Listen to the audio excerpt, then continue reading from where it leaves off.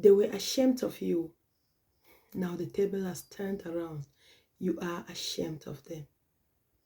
Shalom, the Lord bless you. Welcome to Purpose and Marital Bliss with Pastor Honorine. I have a prophetic word for someone. And this word is coming to us from Luke chapter 9 and verse 26. Jesus speaking. He says, whoever is ashamed of me, he says, I also will be ashamed of them before my Father. When I come into glory, I will be ashamed of that person as well. We tend to ignore the fact that life is give and take. Proverbs chapter 1 from verse 20 to verse 32. It tells us, I will just paraphrase, not necessarily all the verses.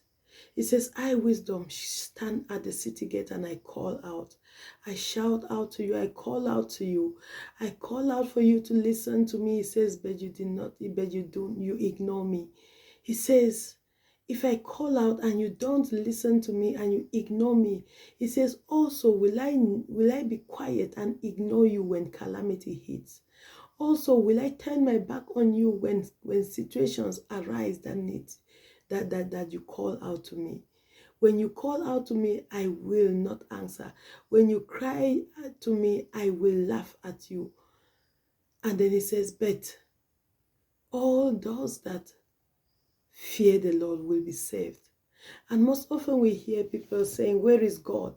Where is God? I answer this a lot, especially when there is something like the pandemic, like COVID-19, or when someone dies, or when a bad thing happens to someone loses something, or something falls apart. They are like, where is God?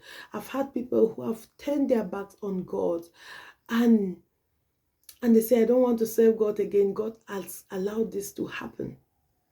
And most often when I tend to find out deeply, like, what was your walk with God? God says it clear. He says, if I call unto you and you refuse to answer, he says, when calamity is going to hit and you call on me, I will not answer as well. If I tell you to walk with me, to follow me, and you're ashamed of me, you don't want to follow me, I am going to be ashamed of you as well. So you realize that people, the highest people that ask, where is God in a time like this? Why is God allowing all these things happen? God is the same way. He is in the same place he was last year. He's in the same place that he was when his son was being nailed on the cross. People that ask that question the highest are those that don't even follow him, are those that don't even love him. You just want to turn to God for a quick fix.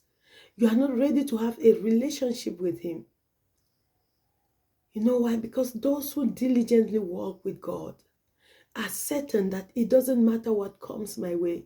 Though I walk through the valley of the shadow of death, I'll fear no evil because he is with me.